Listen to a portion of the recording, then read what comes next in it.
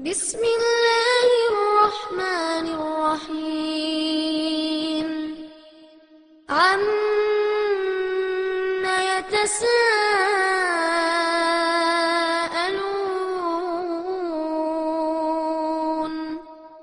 عن النبأ العظيم الذي هم فيه مختلفون كلا سيعلمون ثم كلا سيعلمون ألم نجعل الأرض مهادا والجبال أوتادا وخلقناكم أزواجا وجعلنا نومكم سباتا وجعلنا الليل لباسا وجعلنا النهار معاشا. அஸ்ஸலாமு அலைக்கும் வரஹ்மத்துல்லாஹி வபரகாத்துஹு. கண்ணியத்திற்குரிய எல்லாமுள்ள அல்லாஹுவின் நல்லடியார்களே, எல்லாமுள்ள ஏக இறைவனின் மகத்தான கிருபையினால் இஸ்லாமிய மார்க்கத்தின் போதனைகளை அறிந்து கொள்வதற்கான ஒரு நிகழ்ச்சியிலே நாம் அனைவர்களும் பங்கெடுத்திருக்கிறோம். இஸ்லாமிய மார்க்கத்தினுடைய அடிப்படை திருமறை குர்ஆனும் ஆதாரபூர்வமான நபி மொழிகளும் தான். ஒரு முஸ்லிம் என்பவர் தம்முடைய வாழ்க்கையிலே எதனை பின்பற்றினால் முஸ்லிமாக கருதப்படுவார் என்றால் அல்லாஹுவின் வார்த்தையாகிய திருமறை குர்ஆனையும் அதற்கு விளக்கமளிப்பதற்காக இறைவனால் அனுப்பப்பட்ட நபிகள் நாயகம் ஸல்லல்லாஹு அலைஹி வஸல்லம் அவர்கள் எந்த விளக்கங்களை அளித்தார்களோ, குர்ஆன் வசனங்களின் வாயிலாக எத்தகைய வழிகாட்டுதல்களை வழங்கினார்களோ அவற்றையும் தான் ஒரு முஸ்லிம் தம்முடைய வாழ்க்கையிலே ஏற்று நடக்க வேண்டும். இஸ்லாம் என்பதும் திருமறை குர்ஆனும் ஆதாரபூர்வமான நபி மொழிகளும் மட்டும்தான். இந்த இரண்டை தாண்டி வேறு எதுவும் இஸ்லாமிய மார்க்கத்தினுடைய அங்கமாக கருதப்படாது. ஒரு வணக்க வழிபாட்டை இது இஸ்லாத்தில் உள்ளது என்று சொல்வதாக இருந்தால், ஒன்று அது திருமறை குர்ஆனிலே அதை பற்றி பேசப்பட்டிருக்க வேண்டும், அல்லது நபிகள் நாயகம் ஸல்லல்லாஹு அலைஹி வஸல்லம் அவர்கள் அதை பற்றி பேசியிருக்க வேண்டும். திருமறை குர்ஆனிலேயோ நபிகள் நாயகம் ஸல்லல்லாஹு அலைஹி வஸல்லம் அவர்களினுடைய போதனைகளிலேயோ எதை பற்றி பேசப்படவில்லையோ அது இஸ்லாமிய மார்க்கத்தில் எந்த அங்கீகாரத்தையும் பெறாது. தொழுகையை வணக்கம் என்று நாம் குறிப்பிடுகிறோம். தொழுகை வணக்கம் என்று எதன் அடிப்படையில் குறிப்பிடுகிறோம்? திருமறை குர்ஆனில் தொழுகை பற்றி ஏராளமான வசனங்கள் இருக்கின்றது. உரிய நேரத்தில் தொழுகை நிறைவேற்ற வேண்டும் என்று திருமறை குர்ஆன் குறிப்பிடுகிறது.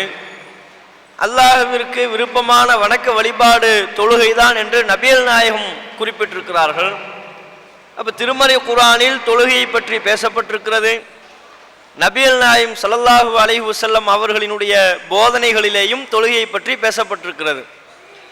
இந்த இரண்டிலேயும் பேசப்பட்டிருப்பதுதான் ஒரு காரியம் இஸ்லாத்தில் உள்ளதா இல்லையா என்பதை தீர்மானிப்பதற்குரிய அளவுகோல். நோன்பை வணக்கம்னு சொல்கிறோம், எந்த அடிப்படையில் வணக்கம் என்கிறோம்? நோன்பை பற்றி திருமறை குர்ஆனிலேயும் பேசப்பட்டிருக்கிறது, நபிகள் நாயகம் ஸல்லல்லாஹு அலைஹி வஸல்லம் அவர்களினுடைய போதனைகளிலேயும் பேசப்பட்டிருக்கிறது. அப்போ இஸ்லாத்தினுடைய அடிப்படையை நாம் புரிந்து கொள்ள வேண்டும் என்றால், ஒரு காரியத்தை அது இஸ்லாமிய வணக்க வழிபாடு, இது இஸ்லாத்தில் உள்ள ஒரு அம்சம் என்று நாம் சொல்வதாக இருந்தால், ஒன்று திருமறை குர்ஆனில் அதை பற்றி பேசப்பட்டிருக்க வேண்டும், அல்லது நபிகள் நாயகம் அதை பற்றி பேசியிருக்க வேண்டும். குர்ஆனிலேயும் ஹதீஸுகளிலேயும் எதை பற்றி எந்த விதமான பேச்சும் இல்லையோ அது இஸ்லாத்தில் எந்த விதமான அங்கீகாரத்தையும் பெறாது. அது வணக்க வழிபாடாக கருதப்படாது, இஸ்லாத்தில் அதற்கு ஒரு மிக முக்கியமான அம்சம் என்றோ அதை செய்வதனால் அல்லாஹ்வினுடைய திருப்தியை பெற்றுவிடலாம் என்றோ எந்த ஒரு இஸ்லாத்தின் சாயமும் அதற்கு பூசப்பட முடியாது. இப்போ மௌலுது ஓதுவது இஸ்லாமிய வணக்கம் என்று சொல்கிறார்கள். வணக்கத்திற்கு நம்ம எதை அளவுகோலாக சொன்னோம்? ஒன்று குர்ஆனில் அதை பற்றி பேசப்பட்டிருக்கணும். மௌலுது ஓதுவது வணக்கம் என்று நாம் முடிவு செய்வதாக இருந்தால் குர்ஆனில் மௌலுது ஓதுவதை பற்றி எங்காவது பேசப்பட்டிருக்கிறதா? இல்லை. சரி, ரசூலுல்லாஹ் எங்காவது தன் மீது மௌலுது ஓதுவதை பற்றி வலியுறுத்தியோ சிறப்பித்தோ சொல்லியிருக்கிறார்களா? தன் மீது தனக்காக மௌலுது ஓத வேண்டும் என்றோ இறைநேசர்களுக்காக மௌலுது ஓத வேண்டும் என்றோ நபிகள் நாயகத்துடைய போதனைகளிலேயும் எங்கும் கிடையாது.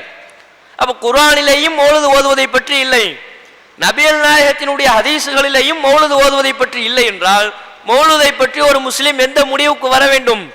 மௌலுது ஓதுவதற்கும் இஸ்லாத்திற்கும் சம்பந்தம் இல்லை. ஏன் இஸ்லாத்தோடு ஒன்றை தொடர்புபடுத்துவதாக இருந்தால் அதன் அளவுகோல் குர்ஆனும் ஹதீஸும் தான். எதை நாம் இஸ்லாம் என்று தீர்மானிக்கிறோமோ அதை பற்றி குர்ஆனில் கண்டிப்பாக பேசப்பட்டிருக்கும். நபிகள் நாயகம் ஸல்லல்லாஹு அலைஹி வஸல்லம் அவர்கள் அந்த வணக்க வழிபாட்டை பற்றி பேசியிருப்பார்கள்.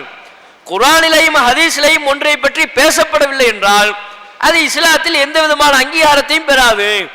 இந்த அளவுகோலின்படிதான் முஸ்லிம் கடத்துல எதுவெல்லாம் வணக்க வழிபாடுகள் என்று புறையோடி போயிருக்கிறதோ அவைகளை எல்லாம் இந்த அளவுகோலின்படி நாம உரசி பார்க்கணும். கத்தம் ஃபாத்திஹா ஓதுவது ஒரு வணக்கம் என்று கருதுகிறார்கள் முஸ்லிம் சமூகத்தில். இறந்தவர்களின் பெயரால் ஃபாத்திஹாக்கள் ஓதுவது, அவர்களுக்காக திருமறை குர்ஆனை ஓதி ஈசால் சவாப் செய்வது, இதுவெல்லாம் வணக்கம் என்று நம்முடைய சமூகத்தால் செய்யப்படுகிறது. வணக்கத்துக்கான அளவுகோல் எது? குர்ஆன்ல இருக்கணும், ஹதீஸுகள் இருக்கணும்.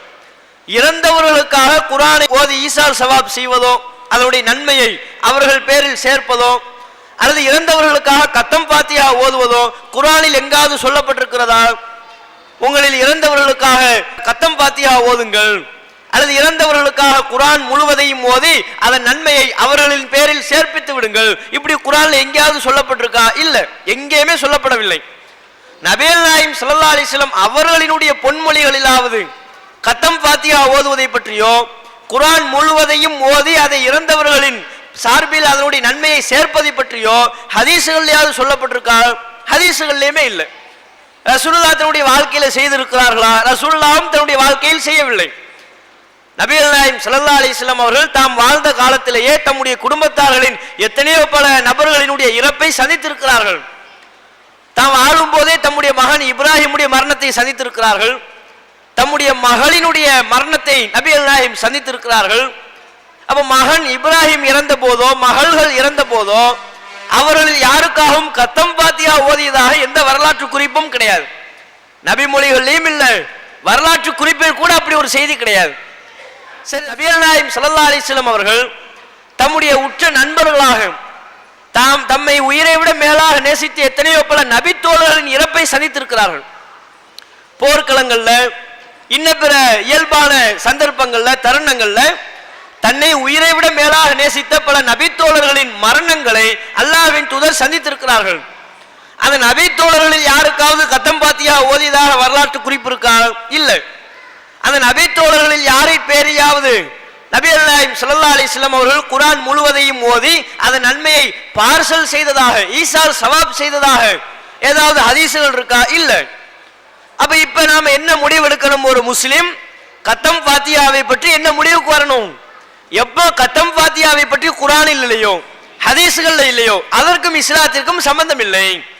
அப்போ ஒரு காரியத்தை இஸ்லாத்தோடு தொடர்புபடுத்துவதாக இருந்தால் அதற்கு முன்பாக ஒரு முஸ்லிம் விளங்கிக் கொள்ள வேண்டிய அடிப்படை அதை பற்றி குர்ஆனில் எங்கேனும் சொல்லப்பட்டிருக்கிறதா? நபிகள் நாயகம் அந்த வணக்க வழிபாட்டை பற்றி பேசியிருக்கிறார்களா? ஏன் நபிகள் நாயகம் நமக்கு அல்லாஹ்வின் புறத்திலிருந்து இறை தூதராக நியமிக்கப்பட்டது, இந்த திருமறை குர்ஆன் ரசூலுல்லாஹுக்கு வழங்கப்பட்டதெல்லாம் எதற்காக? எதற்காக ரசூலுல்லாஹ் நம்மிலிருந்து ஒரு இறை தூதராக தேர்வு செய்யப்பட்டாங்க? நமக்கு வணக்க வழிபாடுகளை எப்படி செய்ய வேண்டும் என்பதை கற்றுத்தருவதற்கு தான் வந்தாங்க. எது எதெல்லாம் வணக்க வழிபாடு, எது வணக்க வழிபாடு கிடையாது, அல்லாஹ்வுடைய திருப்தியை எப்படி பெறுவது, அல்லாஹ்வை எப்படி வணங்குவது, அவனுக்கு நாம் செய்ய வேண்டிய வணக்க வழிபாடுகள் அதனுடைய முறைகள் என்னென்ன, இதையெல்லாம் சொல்லித்தரதுக்கு தான் ரசூல் வந்தாங்க. இதையெல்லாம் கற்றுத்தருவதற்காகத்தான் இறை தூதர் என்கிற பொறுப்பு ரசூலுல்லாஹுக்கு வழங்கப்பட்டது. குர்ஆனை விளக்குவதற்குரிய பொறுப்பு வழங்கப்பட்டது. அப்ப வணக்க வழிபாடுகளை கற்றுத்தருவதற்காகவே அனுப்பப்பட்ட நபிகள் நாயகம் ஸல்லல்லாஹு அலைஹி வஸல்லம் அவர்கள் நமக்கு ஒன்றை சொல்லித்தராவிட்டால் அது வணக்கத்தில் சேருமா? ரசூலுல்லாஹ் மௌலிதை பற்றி சொல்லித் தரவில்லை, அப்ப அது வணக்கத்தில் சேராது. இஸ்லாத்திற்கும் அதற்கும் சம்பந்தம் இல்லை. அந்த முடிவுக்கு ஒரு முஸ்லிம் வர வேண்டும். நபிகள் நாயகம் ஸல்லல்லாஹு அலைஹி வஸல்லம் அவர்கள் இந்த அளவுகோலை நமக்கு தெளிவாக சொல்லித் தருகிறார்கள். ஒரு காரியத்தை அது இஸ்லாத்தில் உள்ளதா இல்லையா என்று முடிவு செய்வதாக இருந்தால் அதற்குரிய அளவுகோல் திருமறை குர்ஆனும் நபிகள் நாயகமும் தான்.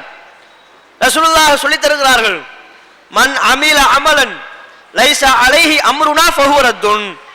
நாம் உத்தரவிடாத ஒரு காரியத்தை, வணக்க வழிபாட்டை யார் செய்வாரோ அது அல்லாஹ்வால் ஏற்கப்படாது, நிராகரிக்கப்பட்டு விடும். அல்லாஹ் அதை ஏற்றுக்கொள்ள மாட்டான். அப்ப அல்லாஹ் ஒரு நாம் செய்கிற வணக்க வழிபாட்டை ஏற்றுக்கொள்வதாக இருந்தால் அதற்கு நபிகள் நாயகம் அந்த வணக்க வழிபாட்டை நமக்கு கற்றுத் தந்திருக்க வேண்டும்.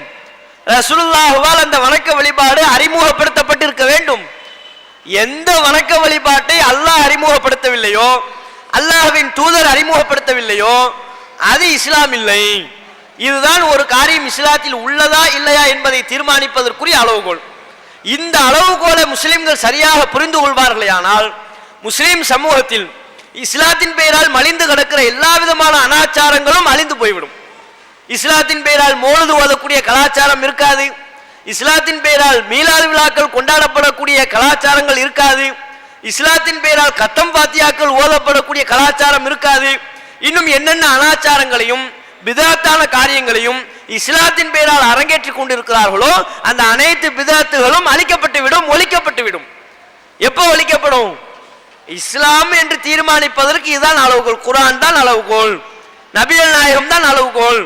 குர்ஆனிலும் ஹதீஸிலேயும் ஒன்றை பற்றி சொல்லப்படவில்லை என்றால் அது இஸ்லாம் இல்லை.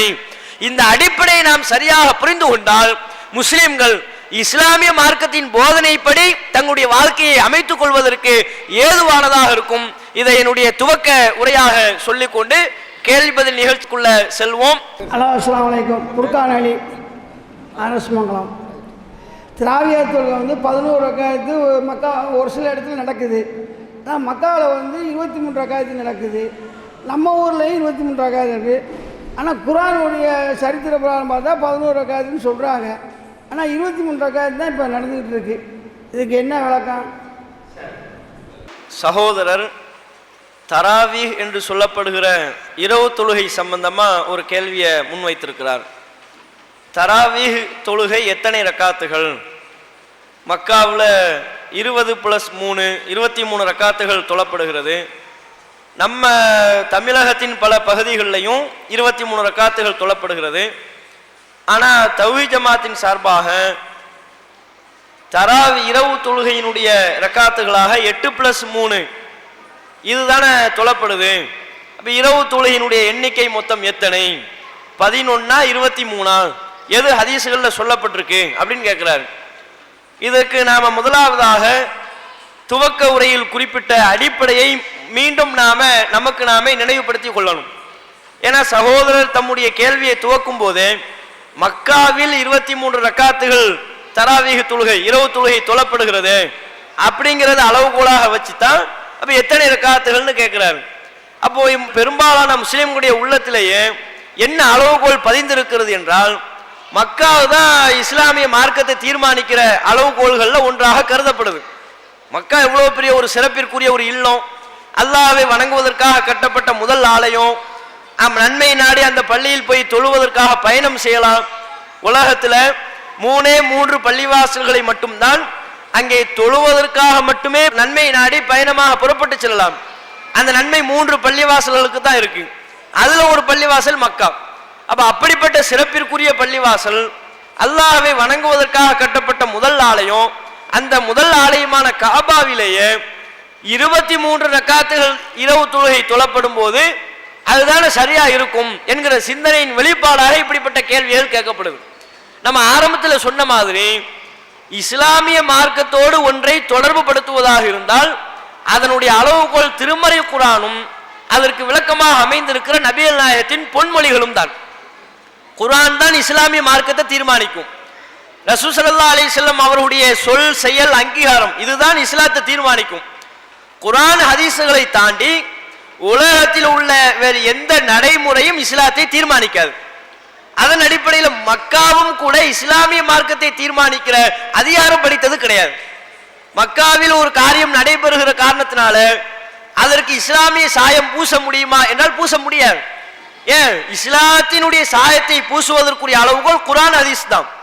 குர்ஆன்ல இருந்தால் அது இஸ்லாம், நபி மொழிகளில் அதை பற்றி சொல்லப்பட்டால் இஸ்லாம், குர்ஆன் ஹதீஸ்ல இல்லைன்னா அது இஸ்லாம் இல்லை.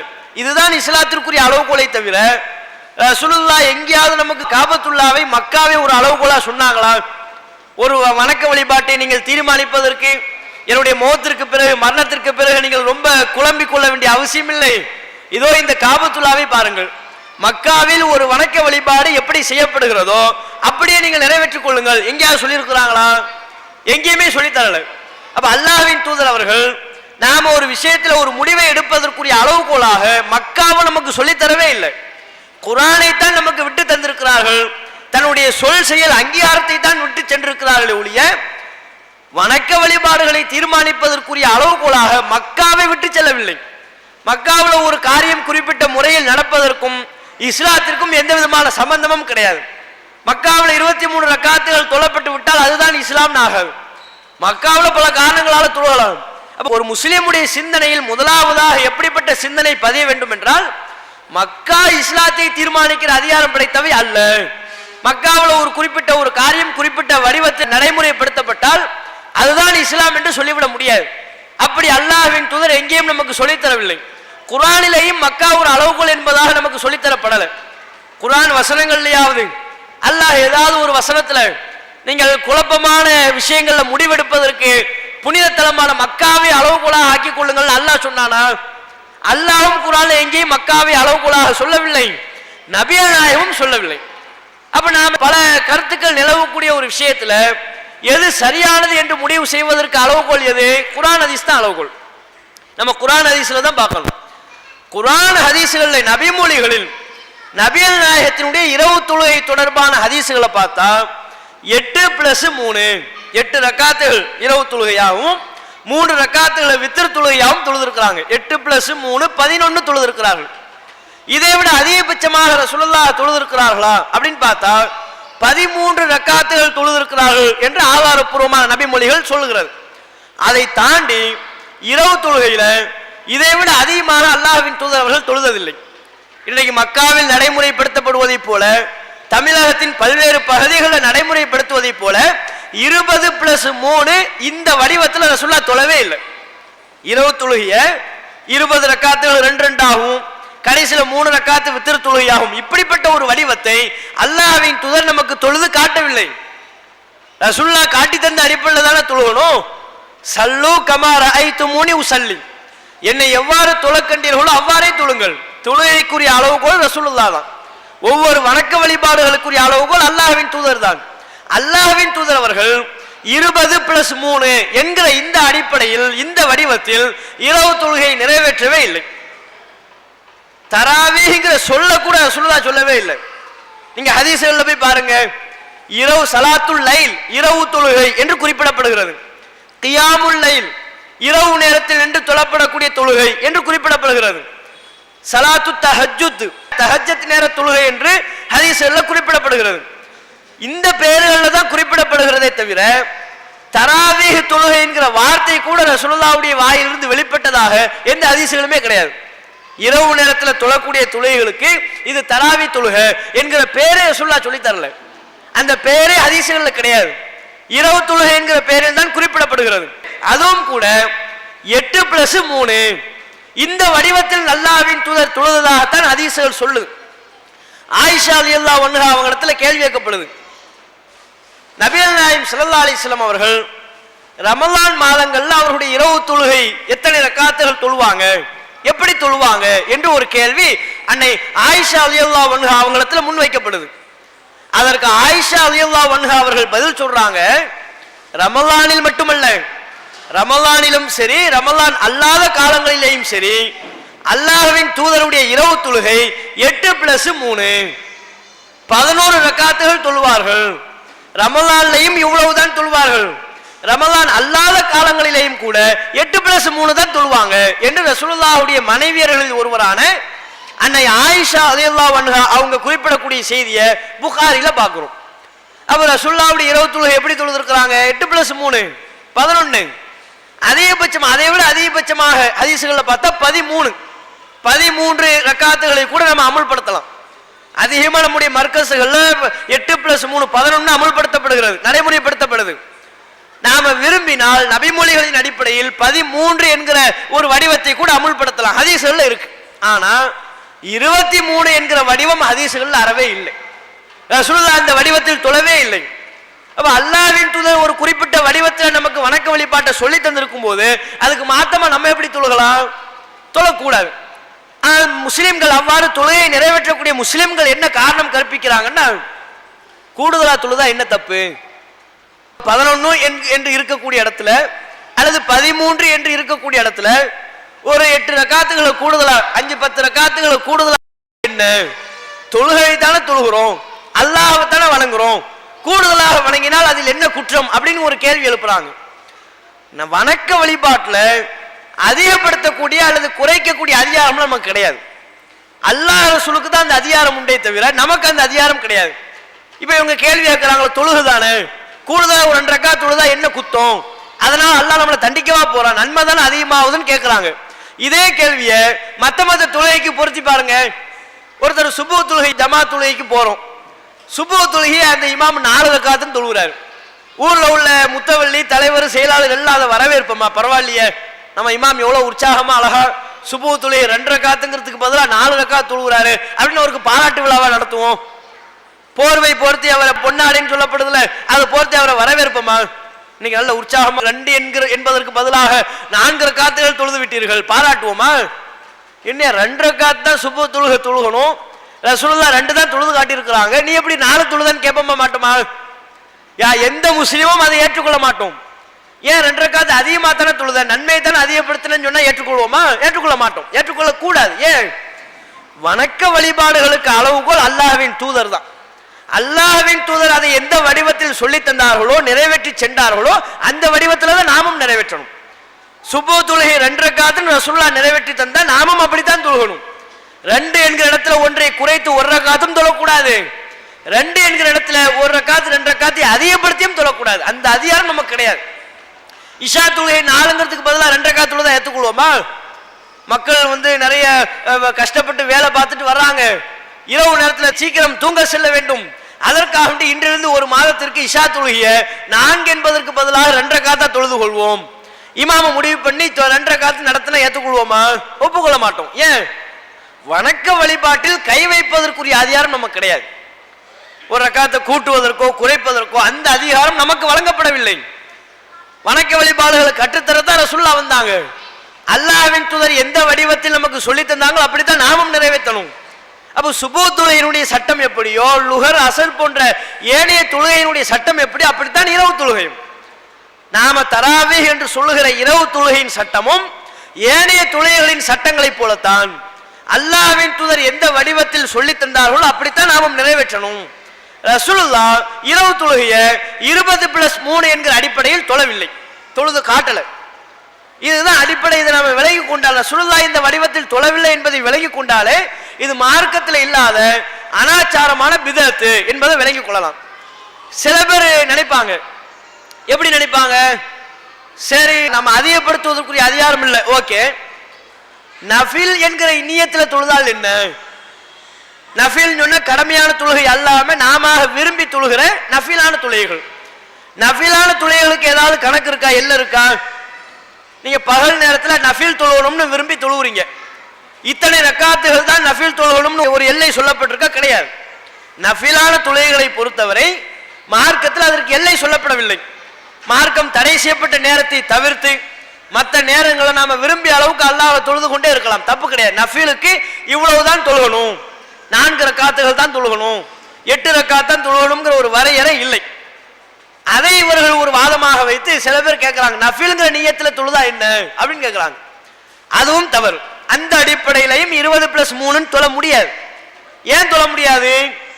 நஃபில் என்று நாம சொல்வதாக இருந்தால், நஃபில் என்பது அவரவர் விரும்பி செய்யக்கூடிய வணக்க வழிபாடு. அவரவர் விரும்பி செய்கிற வணக்க வழிபாடு எல்லாத்துக்கும் ஒரே யூனிஃபார்மா எப்படி இருக்கும்?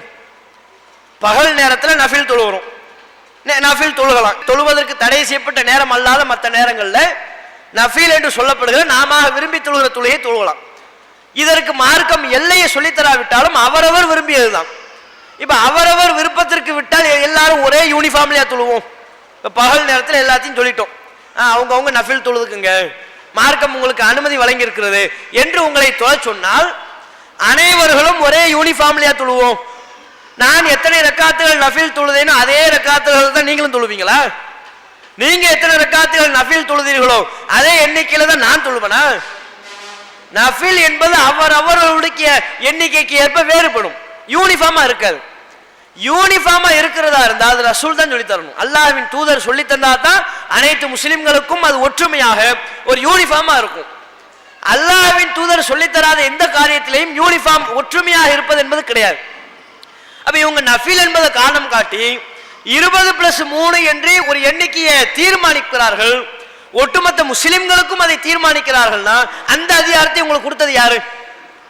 நஃபில் நான் விரும்பியதை நான் தொழுவேன், எனக்கு 10 முடிஞ்சா 10 தொழுவேன், அவருக்கு 16 முடிஞ்சா 16 தொழுவாரு, உங்களுக்கு 4 முடிஞ்சா 4 நீங்க தொழுவீங்க. இப்படி ஒவ்வொருவருக்கும் எண்ணிக்கை வேறுபடும். அனைவருக்கும் 20+3 சட்டம் போடக்கூடிய அதிகாரம் யாருக்கு கொடுத்தா? அது எப்படி இவங்க தீர்மானிக்கலாம்?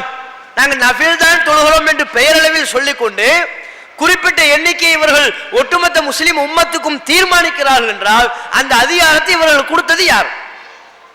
ரசூலுல்லாஹ் கொடுத்தாங்களா? நஃபிலை நபிகள் நாயகமே தீர்மானிக்கவில்லை என்றால் இவர்கள் எப்படி தீர்மானிப்பாங்க? இவர்களுக்கு தீர்மானிக்கிற அதிகாரம் எங்கிருந்து கிடைக்கும்?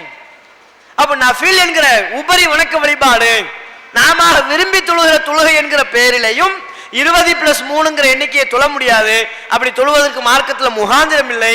அனைத்து முஸ்லிம்களுக்கும் இதைத்தான் தொழுகணும்னு சட்டமாக சொல்வது, அதை ஒரு யூனிஃபார்மாக ஆக்குவது, அதை எல்லா பகுதிகளையும் நடைமுறைப்படுத்துவது, இது முழுக்க முழுக்க அல்லாஹ்வின் தூதர் கற்றுத்தந்த முறைக்கு மாற்றமான ஒரு பித்அத் என்பதையும் இவ்வாறு நாம் செய்தால் நம்முடைய வணக்க வழிபாடு ஏற்றுக்கொள்ளப்படாது என்பதிலையும் அதை ஈடுபடக்கூடிய சகோதர சகோதரிகள் விளங்கிக் கொள்ளணும். அஸ்ஸலாமு அலைக்கும் வரஹ்மத்துல்லாஹி வபரகாத்துஹு.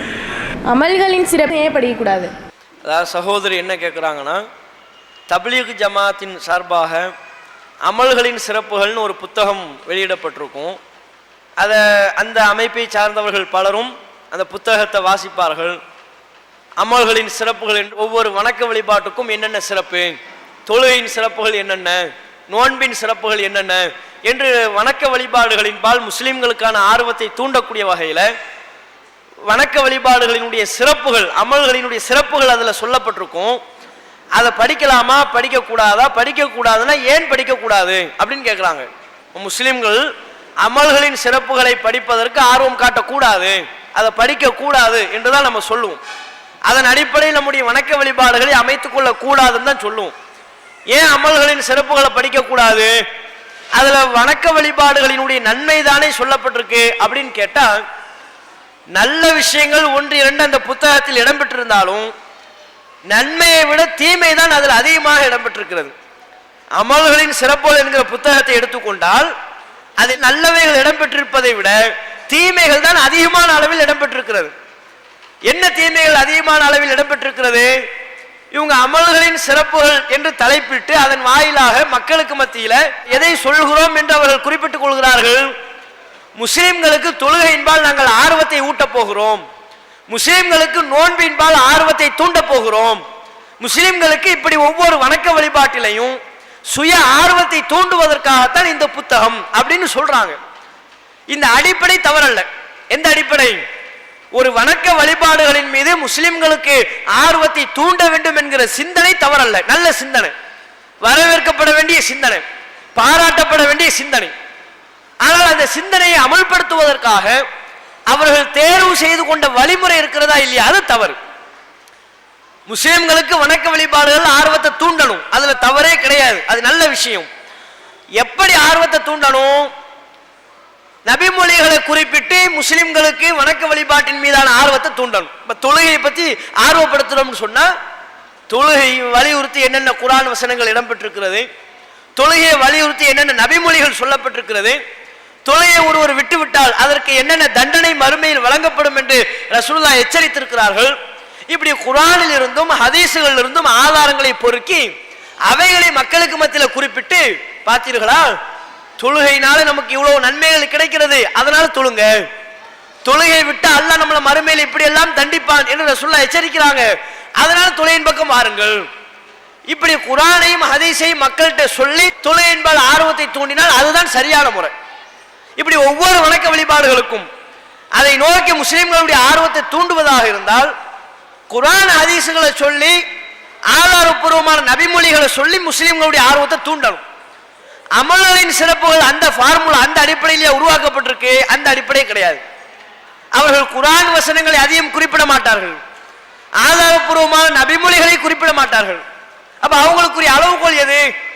வணக்க வழிபாடுகளுக்கு மீது முஸ்லிம்களுடைய ஆர்வத்தை தூண்ட இந்த அமல்களின் சிறப்புகளை என்ன யுக்தி கையாளப்பட்டிருக்கும்? அவங்க கையாண்டிருக்கிற யுக்தி என்னவென்றால் அது தொடர்பான பெரியார்களினுடைய சொல்லைத்தான் முதன்மைப்படுத்தி மக்கள்கிட்ட சொல்லுவாங்க. இப்ப தொழுகையினுடைய சிறப்பை சொல்வதாக இருந்தால் ஒரு பெரியார் எடுத்துக்கொள்வார்கள். உண்மையில அந்த பேர்ல ஒரு பெரியார் இருந்தாரா இல்லையா தெரியாது. அவர் வாழ்க்கையில் இப்படி ஒரு சம்பவம் நடைபெற்றதா இல்லையா தெரியாது. இவர்களாக கற்பனை கதாபாத்திரங்களை தட்டிவிட்டு ஒரு பெரியாருடைய சம்பவம் அவருடைய வாழ்க்கையில் நடந்த நிகழ்வு என்று எடுத்து அதை மக்கள்கிட்ட சொல்லுவாங்க.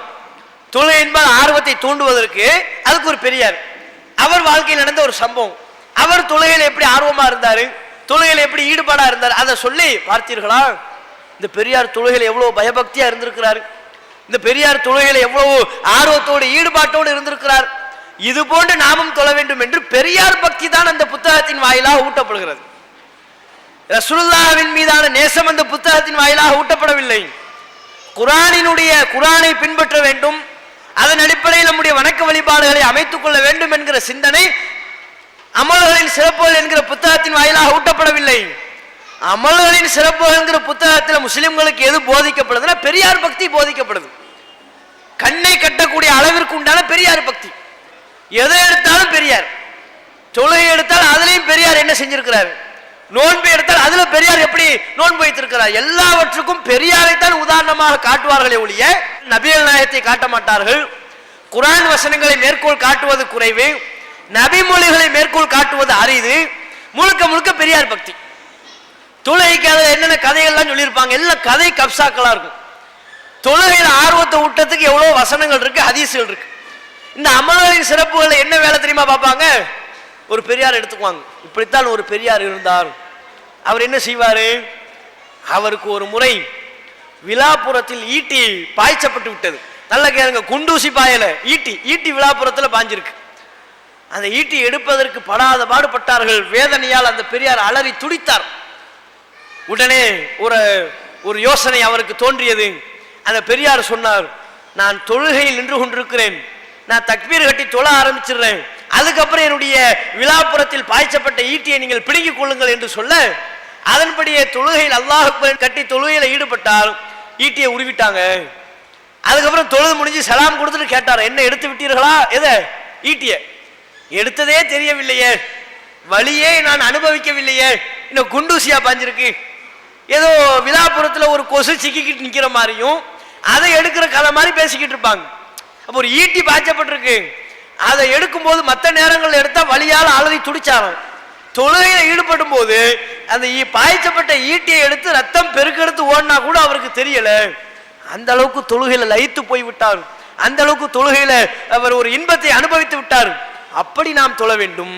பாருங்க, இது அமல்களின் சிறப்புகளினுடைய லட்சணம்.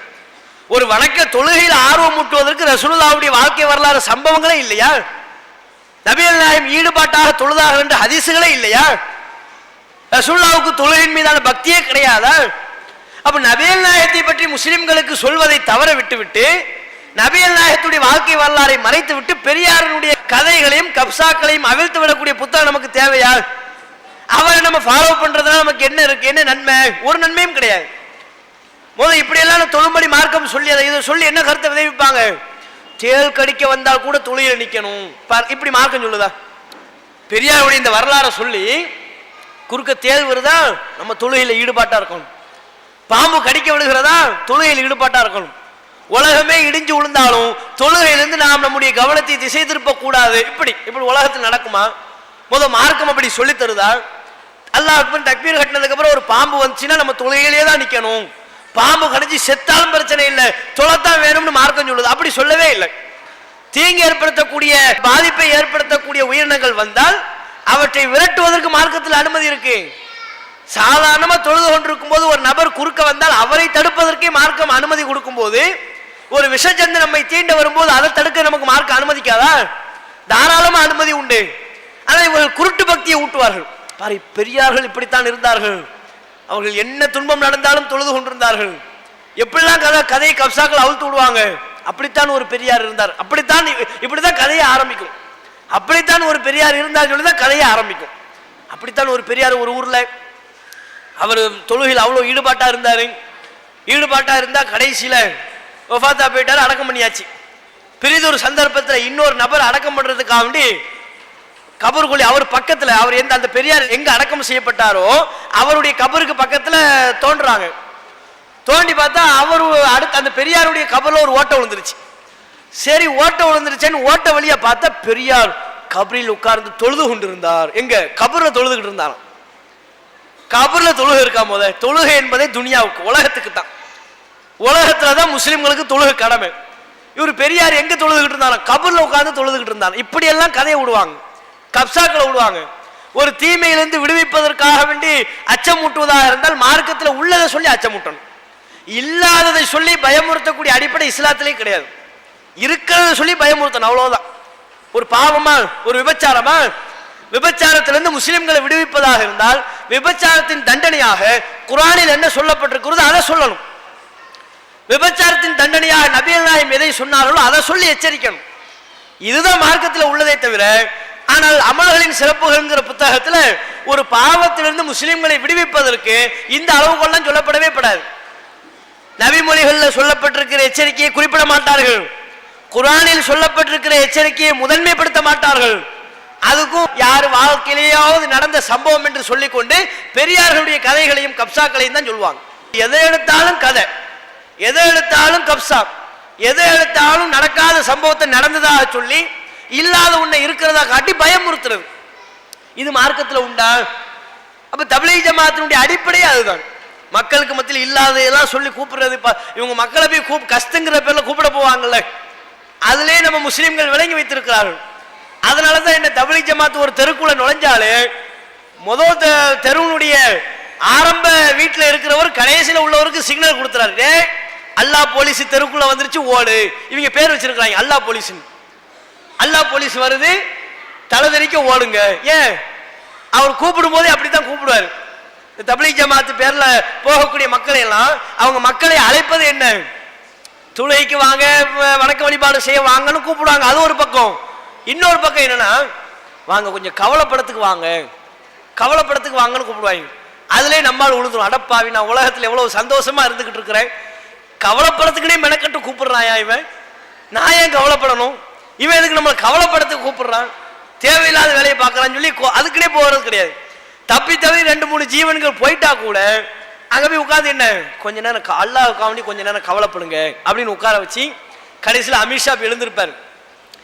சொல்லுங்கம்மா 1 வருஷம் ஜமாத் பேர் கொடுங்க அப்படின்னு உடனே இவன் தலையில இடியே விழுந்த மாதிரி இருக்கும். அட்டப்பாவிகளா, 5 நிமிஷம் அல்லாஹ்வுடைய பாதையில கவலைப்பட வாங்கன்னு கூப்பிட்டாங்க, நம்மளும் நம்பி போனோம். திடீர்னு 1 வருஷம் ஜமாத்து நம்மள 1 வருஷம் நாடகத்தை பாக்குறாங்க.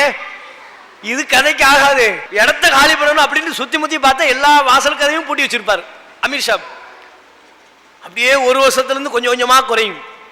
6 மாசம் ஜமாத்து, 3 மாசம் ஜமாத்து, 2 ஜில்லா, 1 ஜில்லா, 30 நாள், 20 நாள், 10 நாள், கடைசி ஒரு நாள்ல வந்து நிற்கும். 1 வருஷம் ஜமாத்துன்னு ஆரம்பிச்சு 1 நாள் ஜமாத்துல வந்து நிற்கும்.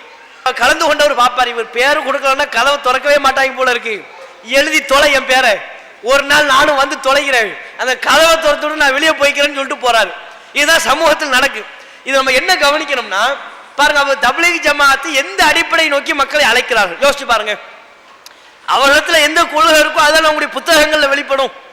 தப்லீக் ஜமாத்தின் சார்பாகத்தான் அமல்களின் சிறப்புகள் அந்த புத்தகம் அறிமுகப்படுத்தப்படுகிறது, எழுதப்பட்டிருக்கிறது, மக்கள்கிட்ட விநியோகம் செய்யப்படுது. அவர்களுடைய கொள்கை என்ன? குர்ஆன் ஹதீஸை மட்டும்தான் பின்பற்ற வேண்டும் என்பது அவருடைய கொள்கையா? அது கிடையாது. குர்ஆன் ஹதீஸை மட்டும் பின்பற்ற வேண்டும் என்பது அவருடைய கொள்கை இல்லை. பெரியார்களை பின்பற்றணும், இமாம்களை பின்பற்றணும், சஹாபாக்களை பின்பற்றணும், வலிமார்கள் என்று யாராவது தன்னை அறிமுகப்படுத்தணும் அவர்களையும் பின்பற்ற வேண்டும். இப்படி ஒரு வழிகட்ட கொள்கை இருக்கிறார்கள். அந்த வழிகட்ட கொள்கை கொண்டவர்களால் எழுதப்பட்ட புத்தகத்தில் எது நிரப்பப்பட்டிருக்கும்? வழிகேடு தானே இருக்கும். அவங்க கொள்கை வழிகேடாக இருக்கும் போது அவர்கள் எழுதுகிற புத்தகத்திலையும் அவருடைய வழிகட்ட கொள்கைகள் பரப்பப்பட்டிருக்குமா? பரப்பப்பட்டிருக்காதா? கண்டிப்பா பரப்பப்பட்டிருக்கும். அந்த புத்தகங்களையும் அந்த நச்சு விதைகள் தான் விதைக்கப்பட்டிருக்கிறது. அப்படிப்பட்ட புத்தகத்தை படிங்க நாங்க எப்படி சொல்லுவோம்? அதுல வழிகேடு இருக்குது, பக்தி ஊட்டப்படுகிறது, குர்ஆனுடைய பக்தி மறைக்கப்படுகிறது, நபிகள் நாயகத்துடைய நேசம் அங்கே மறக்கடிக்கப்படுகிறது. அப்படிப்பட்ட ஒரு புத்தகத்தை படிங்கள் என்று ஒரு காலத்திலையும் நாங்க சொல்ல மாட்டோம். அமல்களின் சிறப்புகளை படிக்காதீங்க, அதுல முழுக்க முழுக்க விஷம் தான் நிரப்பப்பட்டிருக்கிறது. குர்ஆனினுடைய பக்தியை ஊட்டுவதற்கு பதிலாக, நபிகள் நாயகத்துடைய பக்தியை ஊட்டுவதற்கு பதிலாக பெரியாருடைய பக்தி தான் அங்கே ஊட்டப்படுகிறது. இஸ்லாத்தினுடைய அடிப்படை இறை செய்தியை மட்டுமே பின்பற்ற வேண்டும் என்பது. வஹி என்று சொல்லப்படுகிற அல்லாஹ்வுடைய செய்தியை மட்டும்தான் பின்பற்ற வேண்டும், அதுதான் இஸ்லாத்தின் அடிப்படை. அந்த இஸ்லாத்தின் அடிப்படைக்கு மாற்றமாக பெரியார்களை பின்பற்ற வேண்டும், இமாம்களை பின்பற்ற வேண்டும், வலிமார்களை பின்பற்ற வேண்டும், அவுலியாக்களை பின்பற்ற வேண்டும். அவர்கள் எதை சொன்னாலும் அதுவெல்லாம் இஸ்லாம் என்று ஒரு வழிகட்ட சிந்தனை அங்கே பரப்பி கொண்டிருக்கிறார்கள். அந்த சிந்தனையின்பால் மக்களை அழைப்பதற்குரிய ஒரு புத்தகமாக இதை பயன்படுத்துறாங்க. அப்படிப்பட்ட புத்தகத்தை நாம வாசிக்க கூடாது. இது குர்ஆனிலிருந்து மக்களை தூரப்படுத்தக்கூடிய ஒரு காரியம். முஸ்லிம்களுக்கு எதோட தொடர்பை ஏற்படுத்த சொல்லணும்? குர்ஆனை படி, குர்ஆனை பாரு, எதை எடுத்தாலும் குர்ஆனை ரெஃபரன்ஸ் பண்ணக்கூடிய, குர்ஆனை படியுங்கள் என்று சொல்லக்கூடிய ஒரு சிந்தனையை தான் முஸ்லிம்களிடத்தில் விதைக்கணும். ஆனால் இந்த அமல்களின் சிறப்புங்கிற புக் இருக்க, இது குர்ஆனிலிருந்து நம்மளை தூரப்படுத்தக்கூடிய ஒரு புத்தகம். இது குர்ஆனை படிங்கிற சிந்தனை இதை படித்தால் நமக்கு வரவே வராது. எதுக்கு எடுத்தாலும் பெரியார் தான். குர்ஆன்ல உள்ள ஒரு விஷயத்தை கூட அதை உறுதிப்படுத்துவதற்கு பெரியாருடைய சர்டிபிகேட் தேவைப்படும். அப்படிதான் நாங்க அறிமுகப்படுத்துவாங்க. சாதாரண ஒரு விஷயம் குர்ஆன்ல இருக்குன்னு வைங்க, அல்ஹம்துலில்லாஹி ரப்பில் ஆலமீன் குர்ஆன்ல இருக்கு, இதை எப்படி அங்க எழுதப்பட்டிருக்கும்? அல்ஹம்துலில்லாஹி ரப்பில் ஆலமீன் என்று குர்ஆனில் இருப்பதால் பெரியார் சொல்றாரு. பாருங்க, அப்ப யாரு உங்களுக்கு தேவையில்லை. குர்ஆன்ல உள்ள ஒரு தகவலை உறுதி செய்வதற்கு கூட பெரியார்கள் தேவைப்படுவார்கள் என்கிற அளவுக்கு பெரியார் பக்தி ஊட்டப்படும். அப்படிப்பட்ட புத்தகத்தை படித்தால் நாமும் தவறான வழிகாட்டு கொள்கைக்கு சென்று விடுவோம். அந்த வழிகாட்டிலிருந்து அல்லாஹ் நம்மை காப்பாற்ற வேண்டும். அமல்களின் சிறப்புகள் என்கிற புத்தகத்தை நாம படிக்க கூடாது. அஸ்ஸலாமு அலைக்கும். புனித ஹஜ் பயணத்தை நிறைவேற்றி திரும்புகின்ற ஒரு ஆட்சியடை சந்திக்கின்ற பிற மதத்தினர்களுக்கு வழங்கப்படுகின்ற பேரிச்சம்பழம் ஜம்ஜம் வாட்டர் கொடுப்பது சரியா தவறா? சகோதரர் ஜம்சம் நீர் தொடர்பாக கேள்வி எழுப்புறாரு. ஜம்சம் நீரை மக்காவிற்கு உம்ராவிற்காகவோ ஹஜ்ஜிக்காகவோ பயணமாக செல்லக்கூடியவர்கள் ஊருக்கு வரும்போது அந்த தண்ணீரை எடுத்துக்கொண்டு வருகிறார்கள்.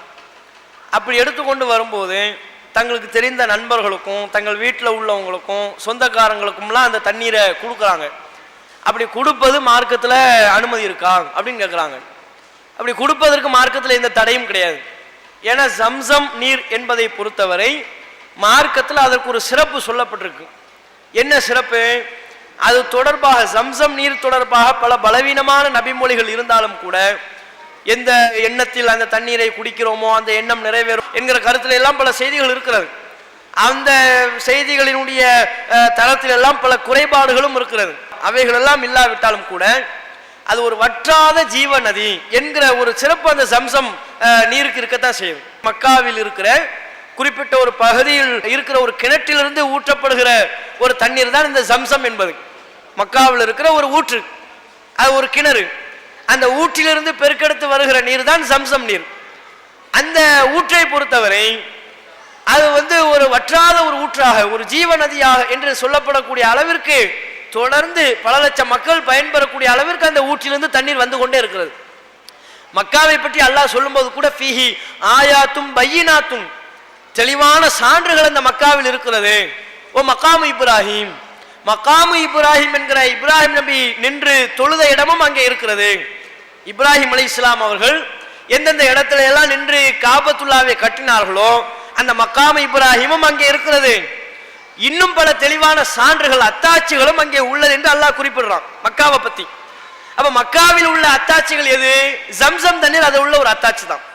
ஜம்சம் நீரை பொறுத்தவரை அது ஒரு அல்லாஹ் இருக்கிறான் என்பதை உணர்த்தக்கூடிய ஒரு அத்தாட்சி. அது ஏன் சாதாரண ஒரு சின்ன கிணறு, நம்ம ஊர்கள் எல்லாம் உள்ள கிணறோடு இந்த ஜம்சம் என்கிற கிணறை நீங்கள் ஒப்பீடு செய்து பாருங்கள்.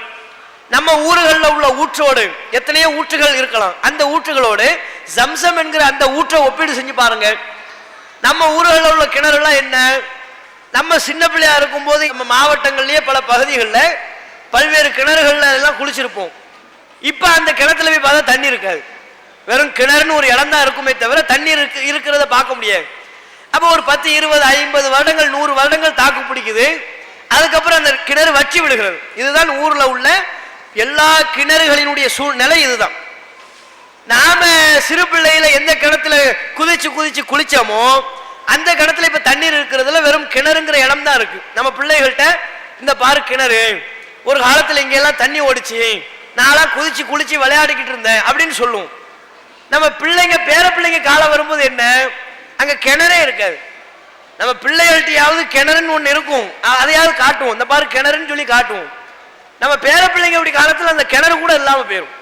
மேற்கொண்டு அடுத்தடுத்த ஜெனரேஷன்ல பார்த்தா அங்க வீடு கட்டி போயிடுவாங்க. நாளைக்கு பின்ன எப்படி சொல்ல வேண்டிய ஒரு சூழ்நிலை வரும், இந்த இடத்துல ஒரு கிணறு இருந்துச்சு அப்படின்னு சொல்ல வேண்டியது வரும். கிணறே இருக்காது. ஒரு தலைமுறை இடத்துல இதோ பாரு கிணறு, இந்த கிணத்துல ஒரு காலத்தில் தண்ணீர் இருந்தது, இப்ப தண்ணி இல்லைன்னு சொல்லுவோம். ஜெனரேஷன் பெருக பெருக தலைமுறைகள் அடுத்தடுத்து உருவாக கால இடைவெளிகள் அதிகரிக்கும் போது இந்த இடத்துல ஒரு கிணறு இருந்துச்சு, இப்ப வீடு கட்டிட்டாங்கன்னு சொல்ல வேண்டிய சூழ்நிலை வந்துடும். இதுதான் கிணற்றினுடைய நிலை.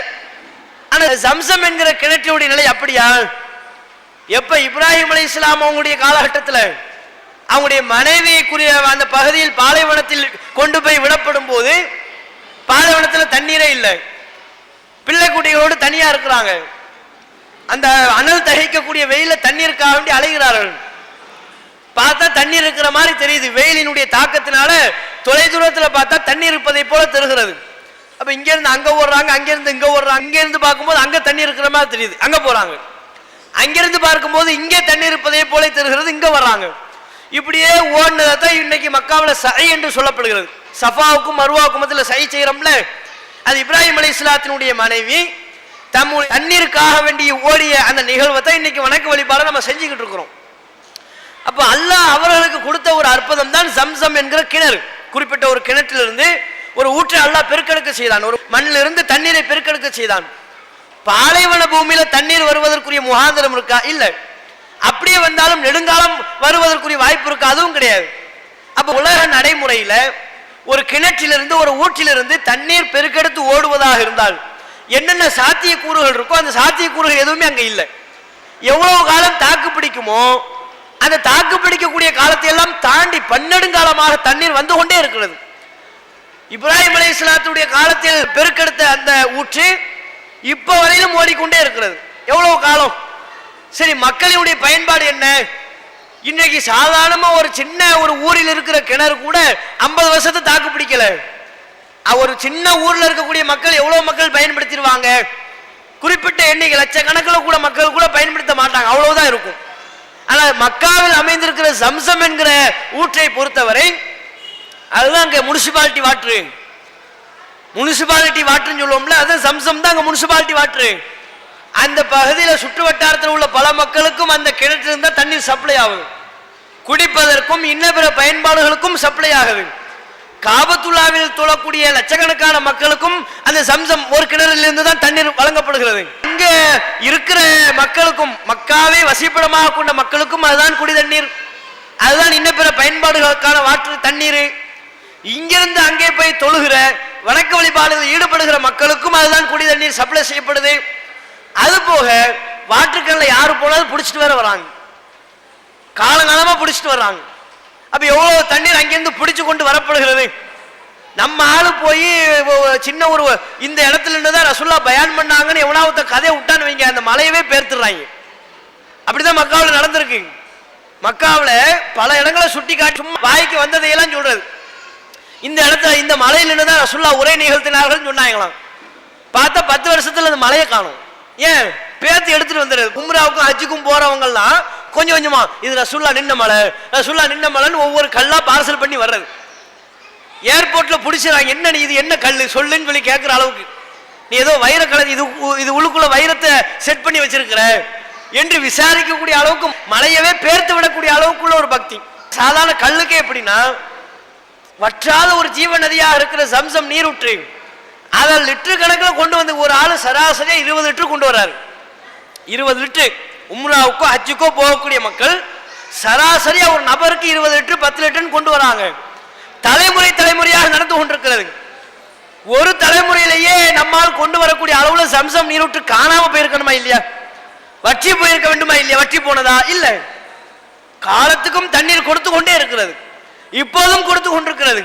லட்சக்கணக்கில் மக்கள் குவிகிறார்கள், அங்கேயும் லட்சக்கணக்கில் மக்கள் வாழ்ந்து கொண்டிருக்கிறார்கள். அத்தனை மக்களினுடைய தண்ணீர் பயன்பாட்டையும் நிவர்த்தி செய்யக்கூடிய வகையில் ஒரு நீரூற்று இருக்கிறது என்றால் இது அற்புதம் இல்லையா? அல்லாஹ்வுடைய அத்தாட்சி இல்லையா இது? அப்ப இந்த அல்லாஹ்வின் அத்தாட்சி என்கிற ஒரு சிறப்பு அந்த சம்சம் நீரூற்றுக்கு இருக்கு. அதைத்தான் அல்லாஹ் குர்ஆனிலேயும் ஃபீஹி ஆயாத்தும் பையினாத்துன், இந்த மக்கமா நகரத்திலே தெளிவான சான்றுகள் இருக்கிறது என்று அல்லாஹ் குறிப்பிட்டு சொல்லி காட்டுகிறான்.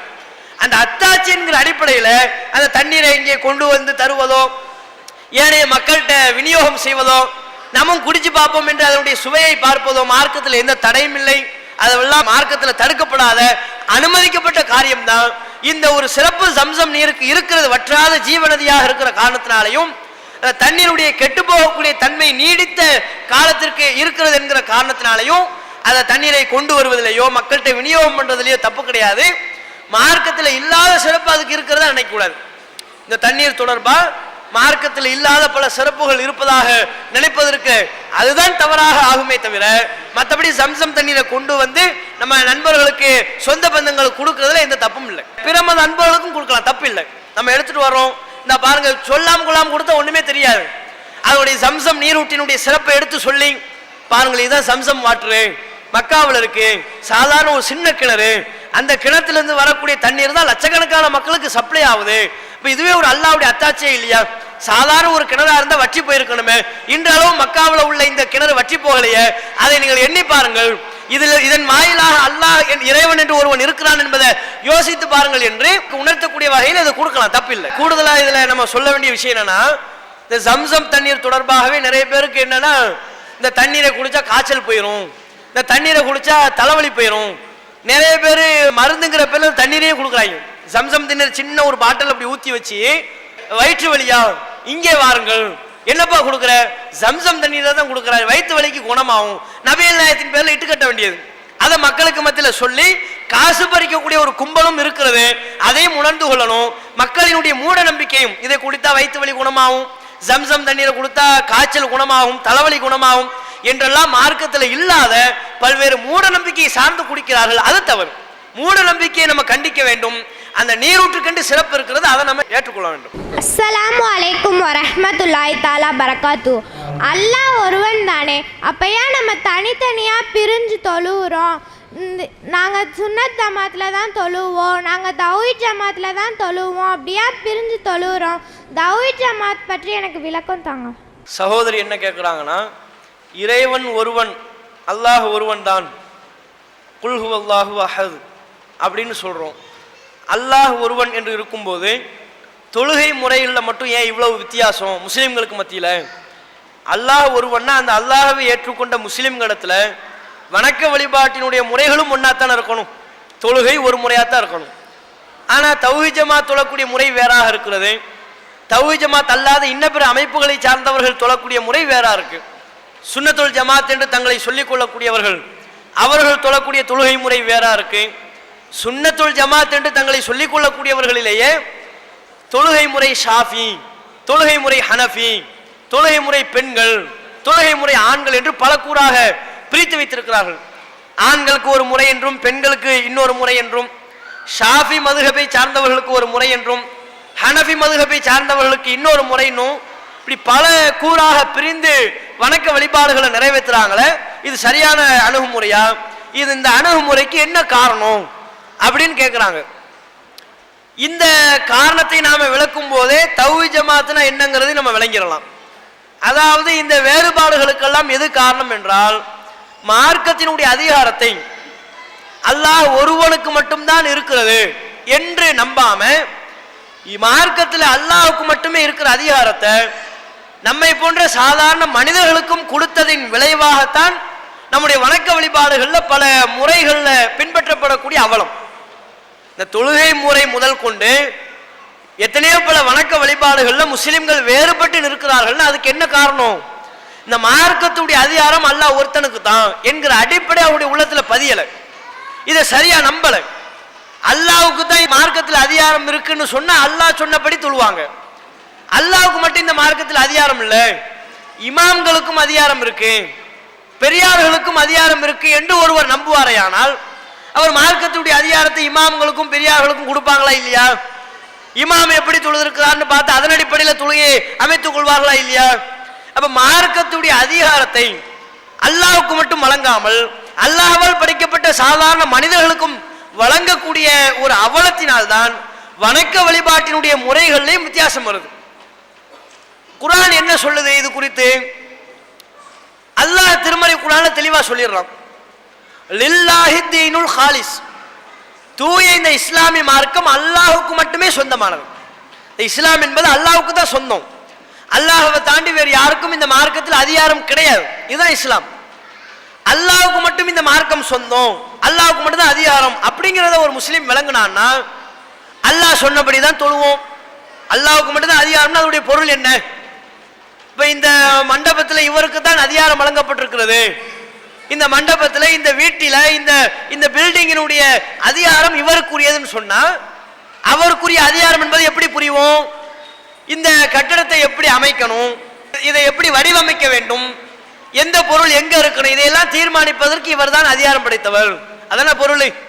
ஒருத்தருக்கு குறிப்பிட்ட ஒரு பொருளின் மீது அதிகாரம் கொடுக்கிறன்னா அதை பற்றி அவர் தான் தீர்மானிப்பார் என்று அர்த்தம். அப்ப இஸ்லாமிய மார்க்கத்தில் அல்லாஹ்வுக்கு தான் அதிகாரம்னா இஸ்லாத்தில் உள்ள ஒவ்வொன்றையும் அல்லாஹ் தான் தீர்மானிப்பான் என்பது அதனுடைய பொருள்.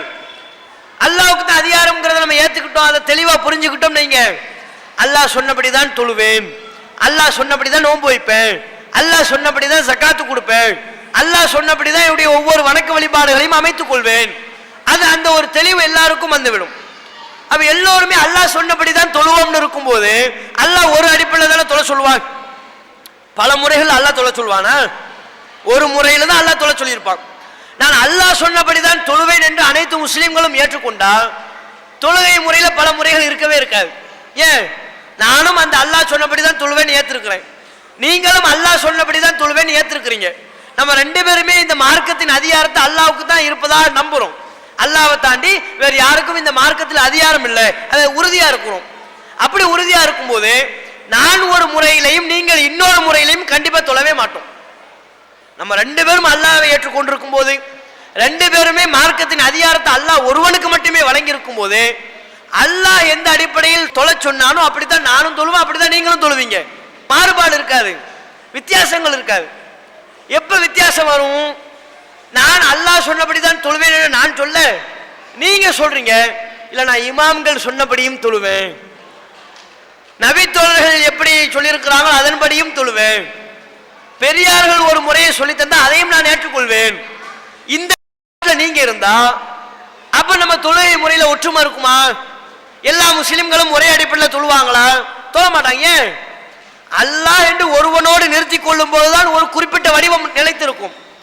அல்லாஹ் என்கிற ஒருவனோடு நிறுத்தி கொள்ளாமல் இமாம்களையும் நான் ஏற்றுக்கொள்வேன், அவர்கள் சொன்ன அடிப்படையிலையும் நான் தொழுவேன், பெரியார்களையும் ஏற்றுக்கொள்வேன்.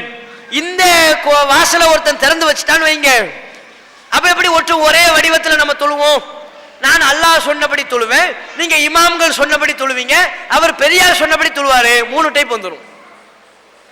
அப்ப எங்க பிரச்சனை வருது? பல முறைகள் வணக்க வழிபாட்டினுடைய வடிவம் பல வாராக பிரிவதற்குரிய அடிப்படை கோளாறு இந்த மார்க்கத்தினுடைய அதிகாரத்தை அல்லாஹ் ஒருத்தனுக்கு கொடுக்காததான் காரணம். எல்லா முஸ்லிம்களும் அல்லாஹ் ஒருத்தனுக்கு தான் அதிகாரம்ங்கிறத ஏத்துக்கிட்டா எந்த மாறுபாடும் இருக்காது. உலகத்தில் உள்ள எல்லா முஸ்லிம்களும் அல்லாஹ் சொன்னபடி தொழுவோம், வேறு யாருடைய சொல்லையும் நாங்கள் ஏற்றுக்கொள்ள மாட்டோம் என்று முடிவெடுத்து விட்டால், அதன்படி செயல்பட ஆரம்பித்து விட்டால் ஒட்டுமொத்த உலகத்தில் உள்ள முஸ்லிம்களும் ஒரு அடிப்படையில் தான் தொழுவார்கள். ஆனால் அந்த அடிப்படையை ஏற்றுக்கொள்ளாததின் விளைவாகத்தான் இன்றைக்கு தொழுகை முதல் கொண்டு பல வணக்க வழிபாடுகள்ல முஸ்லிம்கள் பிரிந்து கிடக்கிறாங்க. பாருங்க, அவங்களுடைய பெயர்களை நமக்கு சொல்லி தருத. நீங்க எந்த மதுஹபை பின்பற்றக்கூடியவர்கள் கேட்டா சொல்றாங்க நாங்க ஷாஃபி மதுஹபு. அப்படின்னா என்ன? எந்த மதுஹபுன்னு கேட்கப்பட்டா அவர் சொல்றாரு நான் ஷாஃபி மதுஹபுங்கிறாரு, இன்னொருத்தர் சொல்ற நான் ஹனஃபி மதுஹபுங்கிறாரு. ஷாஃபி மதுஹபு ஹனஃபி மதுஹப் என்று சொல்வதிலேயே என்ன அர்த்தம் அடங்கியிருக்கு? எங்க ஷாஃபி இமாம் என்ன சொன்னாரோ அதைத்தான் நான் செய்வேன். ஷாஃபி இமாம் எப்படி தொலை சொன்னாரோ அப்படித்தான் நான் தொழுவேன். ஷாஃபி இமாம் எப்படி நோன்பு வைத்தாரோ அப்படித்தான் நோன்பு வைப்பேன். ஷாஃபி இமாம் இதை எப்படி நிறைவேற்ற வேண்டும் என்று சொல்லி தந்தாரோ அப்படித்தான் நான் நிறைவேற்றுவேன். அப்ப அவர் முழுக்க முழுக்க யாரை ஏத்துக்கிட்டாரு, யாரை பின்பற்றுகிறாரு? ஷாஃபி இமாம் ஏத்துக்கிட்டாரு. ஷாஃபி இமாமை பின்பற்றி விட்டார். இந்த மார்க்கத்தின் அதிகாரத்தை யாருக்கு கொடுக்கிறாரு? ஷாஃபி இமாமுக்கு கொடுத்துடுறாரு. அல்லாஹ்வுக்கு மட்டும் கொடுக்க வேண்டிய அதிகாரத்தை ஷாஃபி இமாமுக்கு ஒருத்தர் கொடுப்பாரையானால் எப்படி தொழுகை முறையில் ஒன்றுபட முடியும்? ஹனபி மதுஹப்னு சொல்றாருல, அவர் அதனுடைய பொருள் என்ன?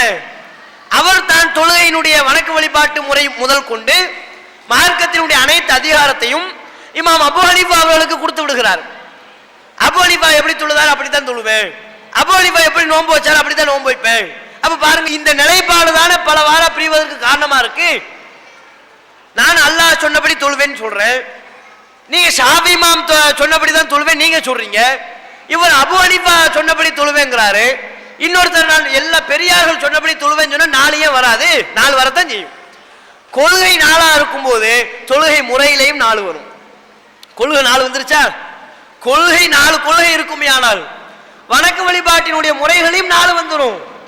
அப்ப வணக்க வழிபாட்டு முறைகள் 4 இருக்கக்கூடாது, பல கூறா இருக்கக்கூடாது, ஒரே வடிவத்தில் அமைய வேண்டும் என்றால் அதற்குரிய தீர்வு கொள்கை ஒன்றா இருக்கணும். அனைத்து முஸ்லிம்களும் இந்த மார்க்கத்துடைய அதிகாரம் அல்லாஹ்வுக்கு தான்ங்கிறதுல உறுதியா இருக்கணும், தெளிவா இருக்கணும். யோசிச்சு பாருங்க, இந்த ஷாஃபி மதுஹப் என்று தங்களை சொல்லிக் கொள்பவர்கள், ஹனபி மதுஹப் என்று தங்களை சொல்லிக் கொள்பவர்கள் ஒரு விஷயத்தை யோசிச்சு பாருங்க. இஸ்லாமிய மார்க்கத்தில் நாம உயிரை விட மேலாக நேசிப்பது நபிகள் நாயகம் ஸல்லல்லாஹு அலைஹி வஸல்லம் அவங்கள தான். அந்த நபிகள் நாயகம் ஸல்லல்லாஹு அலைஹி வஸல்லம் அவர்களுக்கு இந்த மார்க்கத்தில் அதிகாரம் இருக்கா? ரசூலுல்லாஹ்வுக்கு இந்த மார்க்கத்தில் தன்னுடைய சொந்த கருத்தை சொல்வதற்குரிய அதிகாரம் வழங்கப்பட்டிருக்கா? கிடையாது. அல்லாஹ்வுக்கு தான் 100% அதிகாரம் அல்லாஹ்வுக்கு தாங்க. இஸ்லாத்துல இந்த மார்க்கத்துடைய 100% அதிகாரம் அல்லாஹ் ஒருவனுக்கு மட்டும்தான். அல்லாஹ்வை தாண்டி வேறு யாருக்கும் அதிகாரம் வழங்கப்படவில்லை.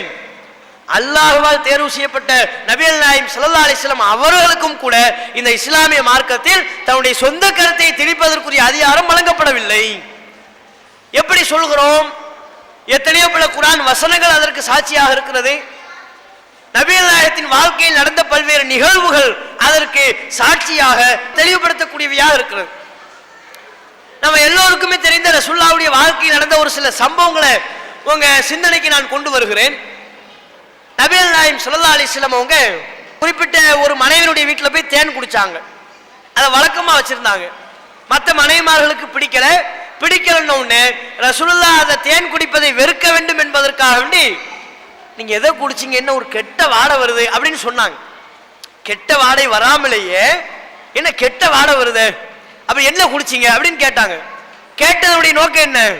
ரசூலுல்லாஹ் இனி தேன் குடிக்க கூடாது, அந்த மனைவியுடைய வீட்டுக்கு போகக்கூடாது, அங்க போய் தேன் குடிப்பதை வழக்கமாக வைத்திருக்க கூடாது, அதுக்காக வேண்டி கேட்டாங்க. அப்போ உடனே ரசூல் ஸல்லல்லாஹு அலைஹி வஸல்லம் அவங்க, அப்படியா கெட்ட வாடையா வருது, நான் தேன் தானங்க குடிச்சேன், இனி அவங்க வீட்டுக்கு போய் தேன் குடிக்க மாட்டேன் அப்படின்னு சொல்லிட்டாங்க. மனைவிமார்கள் எதை எதிர்பார்த்து கெட்ட வாடை வருதுன்னு சொன்னாங்களோ அது நடந்துருச்சு. ரசூலுல்லாஹ் அதை சொல்லிட்டாங்க, நான் இனி அந்த வீட்டுக்கு போய் தேன் குடிக்க மாட்டேன்ட்டாங்க. உடனே அல்லாஹ் அதை ஏத்துக்கிறானா? ஏத்துக்கல. அல்லாஹ் குர்ஆன் வசனத்தை அருளி நபிகள் நாயகத்துடைய இந்த செயல் அல்லாஹ் கண்டிக்கிறான். யா அய்யுஹன் நபியு, நபியே லிமா துஹர்ரிமு மா ஹல்லல்லாஹு லக், அல்லாஹ் உங்களுக்கு ஹலாலாக்கியதை, அனுமதி வழங்கியதை நீங்கள் எப்படி ஹராமாக்குனீங்க? அந்த அதிகாரத்தை உங்களுக்கு யார் கொடுத்தா? தேன் குடிப்பதை அல்லாஹ் உங்களுக்கு ஹலால் ஆக்கியிருக்கிறான், அனுமதி கொடுத்திருக்கிறான். தேன் குடிப்பதை அல்லாஹ் உங்களுக்கு அனுமதி கொடுத்திருக்க நீங்க எப்படி உங்களுக்கு நீங்களே ஹராம் என்று சொல்லிக்கொள்ள இயலும்? அந்த அதிகாரத்தை உங்களுக்கு யார் வழங்கியது? அல்லாஹ் கேள்வி எழுப்புறான். குர்ஆன் வசனத்தை அருளி இந்த கேள்வியை எழுப்புகிறான், தன்னுடைய கண்டனத்தை பதிவு செய்கிறான். அப்படி என்றால் என்ன பொருள்? நபிகள் நாயகம் ஸல்லல்லாஹு அலைஹி வஸல்லம் அவர்களுக்கு தான் விரும்பிய உணவை தனக்கு ஹராம் என்று சொல்லிக்கொள்ளவே அதிகாரம் இல்லை. தன்னளவில் விலக்கிக் கொள்வதற்கு அதிகாரம் இல்லைன்னா ஒட்டுமொத்த சமுதாயத்திற்கு அறிவிப்பதற்கு மார்க்கத்தில் அதிகாரம் இருக்குமா? ஒரு உணவை தான் சாப்பிட மாட்டேன், எனக்கு இது ஹராம் என்று சொல்லிக்கொள்ளவே மார்க்கத்தில் அதிகாரம் வழங்கப்படவில்லை நபிகள் நாயகத்திற்கு. அப்போ ஒட்டுமொத்த சமுதாயத்துக்கு தன்னுடைய சொந்த கருத்தை சொல்ல எப்படி அதிகாரத்தை அல்லாஹ் கொடுத்திருப்பான்? கொடுக்கல. நபிகள் நாயகத்திற்கு அதிகாரம் இல்லை என்பதுதான் யதார்த்தம். குர்ஆனில் அல்லாஹ் சொல்லுகிறான், வலவு தகவ்வல அலைனா பஅதல் அகாவில், இந்த முஹம்மது நபி நாம் சொல்லாததை நம்மின் மீது இட்டு கட்டினால் லா அகதுனா மின்ஹு பில் யமீன், வலக்கரத்தால் அவரை தண்டிப்போம். சும்மல கதஅனா மின்ஹுல் வத்தீன், அவருடைய நரம்பை துண்டிப்போம். ஃபமா மின்கும் மின் அஹதின் அன்ஹு ஹாஜிஸின், நாம் முஹம்மதை தண்டிக்கும் போது உங்களில் யாரும் ரசூலுல்லாஹ்வை காப்பாற்ற முடியாது, தடுக்க முடியாது. அவர் சொல்லிடுவாரா? நான் சொல்லாத கருத்தை என் மீது இட்டு கட்டிடுவாரா? இட்டு கட்டி சொன்னா நான் சும்மா விட்டுருவேனா? நான் எதை சொல்றேனோ அதைத்தான் அவர் சொல்லணும். நான் சொல்லாததை அவர் சொல்வாரே ஆனால் நரம்ப துண்டிச்சிருவேன், நாடி நரம்பையெல்லாம் தரிச்சிருவேன். உங்களை யாரும் முஹம்மதை நாம் தண்டிக்கும் போது உங்களால் காப்பாற்ற முடியாது, அல்லாஹ் கண்டிக்கிறான். அப்படி என்றால் அதனுடைய பொருள் என்ன? நபியல் நாயகத்திற்கு இந்த மார்க்கத்தில் அதிகாரம் வழங்கப்படலை. தான் விரும்பிய சொற்களையே சொல்ல முடியாதுன்னா ஒரு வணக்க வழிபாட்டை சேர்க்க முடியுமா? அல்லாஹ் எந்த சொல்லை சொல்லும்படி சொன்னானோ அதைத்தான் சொல்ல முடியும். அல்லாஹ் சொன்ன வார்த்தைகளை விட ஒரு வார்த்தையை கூட்டி சொல்ல இயலாது. அல்லாஹ் சொன்ன ஒரு வார்த்தையை விட ஒரு வார்த்தையை குறைத்து சொல்ல முடியாது. நபிக்கு அந்த அதிகாரம் வழங்கப்படவில்லை. அதைத்தான் நபியல் நாயகத்தை நோக்கி அல்லாஹ் சொல்கிறான். நபியே, நீங்க மக்களுக்கு சொல்லுங்க, மா யகூனு லி அன் உபத்திலஹு மின் தில்காய் நஃப்ஸி, அல்லாஹ் எனக்கு வழங்கிய செய்தியில் என் புறத்திலிருந்து சில வார்த்தைகளை சேர்த்து மாற்றுவதற்குரிய அதிகாரம் எனக்கு வழங்கப்படவில்லை. எனக்கு எங்க எப்படி அந்த அதிகாரம் இருக்கும்? என்னுடைய பொறுப்பு, என்னுடைய வேலை. உமா அலைனா இல்லல் பலாகுல் முபீன், எத்தி வைப்பதுதான் என்னுடைய வேலை. அல்லாஹ் எதை சொல்றானோ அதை எத்தி வைப்பது, எத்தி வைப்பது மட்டும்தான் என்னுடைய பொறுப்பு. எத்தி வைப்பதை தாண்டி நானா என்னுடைய கையில் உள்ளதை சேர்த்து சொல்வதற்குரிய அதிகாரம் எனக்கு இல்லை.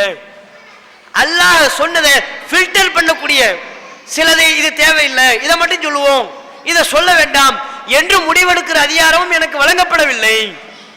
இதுதான் எதார்த்தம். ஒரு வார்த்தையை சேர்ப்பதற்கே அதிகாரம் இல்லை என்று சொன்னால் வணக்க வழிபாடுகளை சேர்ப்பதற்கு சுல்லாவுக்கு அதிகாரம் வழங்கப்பட்டிருக்குமா? அப்ப நபியல் நாயகத்திற்கு இந்த மார்க்கத்தில் அதிகாரம் இல்லை என்கிற அடிப்படை விளங்கி கொண்டால் தொழுகை முறை ஷாஃபி, தொழுகை முறை ஹனஃபி, இந்த பேச்சே இருக்காது. ஏன்? எப்படிங்க ஷாஃபி இமாமுக்கு எப்படி நம்ம மார்க்கத்தில் அதிகாரத்தை கொடுப்போம்? அபு ஹனீஃபாவுக்கு எப்படி மார்க்கத்தில் அதிகாரத்தை கொடுக்க இயலும்? ரசூலுல்லாஹ்வுக்கு இந்த மார்க்கத்தில் அதிகாரம் இல்லைன்னா இமாம்களுக்கு அதிகாரம் கிடைச்சிருமா? பெரியார்களுக்கு அதிகாரம் வந்துருமா? அவங்க ஒரு கருத்தை தொழுகையில நபி சொல்லாத ஒரு கருத்தை சேர்த்து சொல்ல முடியுமா? அப்படி சொன்னாலும் அதை நான் ஏற்றுக்கொள்ளலாமா என்கிற ஒரு சிந்தனை தெளிவு கிடைச்சிடும். சிந்தனை தெளிவு கிடைத்து விட்டால் அனைத்து முஸ்லிம்களும் அல்லாஹ் ஒருவன் சொன்ன அடிப்படையிலேயே தங்களுடைய தொழுகையை அமைத்துக் கொள்வார்கள். அப்போ தொழுகை முறை முதல் கொண்டு பல வணக்க வழிபாடுகளையும் பல்வேறு முறைகள் தோன்றுவதற்குரிய காரணம் நம்ம சமுதாயத்தில் உள்ள மக்கள் இந்த மார்க்கத்தினுடைய அதிகாரத்தை அல்லாஹ்வுக்கு மட்டும் கொடுக்கல. அதான் பிரச்சனை. அல்லாஹ்வுக்கு மட்டும் கொடுத்திருந்தாங்கன்னா இந்த பிரச்சனை வராது. அல்லாஹ்வுக்கு மட்டும் கொடுக்கிற அதிகாரத்தை இமாமுக்கு கொடுக்க வேண்டியது. நீங்க எப்படி சொன்னாலும் அதன்படி நான் தொழுவேன், அதன்படியும் நான் நோன்பு வைப்பேன், அதன்படியும் ஜகாத்து கொடுப்பேன், நீங்க பெரியார்கள் சொன்ன அடிப்படையிலையும் என்னுடைய வணக்க வழிபாட்டை அமைத்துக் கொள்வேன் என்று ஒருவன் முடிவெடுத்தால் கண்டிப்பாக முஸ்லிம்களத்துல கருத்தொற்றுமை இருக்காது. வணக்க வழிபாட்டு முறைகள்ல பல முறைகள் இருக்கத்தான் செய்யும். அப்ப இந்த ஒன்றில் தான் தௌஹீத் ஜமாத்திற்கும் பிற அமைப்புகளுக்கும் வேறுபாடு ஏற்படுகிறது. தௌஹீத் ஜமாத் மக்களுக்கு மத்தியில் எதை சொல்லுகிறோம்? மார்க்கத்தில் உள்ள அதிகாரம் அல்லாஹ் ஒருத்தனுக்கு தான், அல்லாஹ்வை தாண்டி வேறு யாருக்கும் அதிகாரம் இல்லை. இதைத்தான் தௌஹீத் ஜமாத் சொல்லுது. மற்ற அமைப்பை சார்ந்தவர்கள் இந்த அதிகாரத்தை அல்லாஹ்வுக்கு மட்டும் வழங்காமல் பலருக்கும் வழங்குகிறார்கள். இதுதான் ஏனைய அமைப்புக்கும் நம்ம அமைப்புக்கும் உள்ள வேறுபாடு. அஸ்ஸலாமு அலைக்கும்.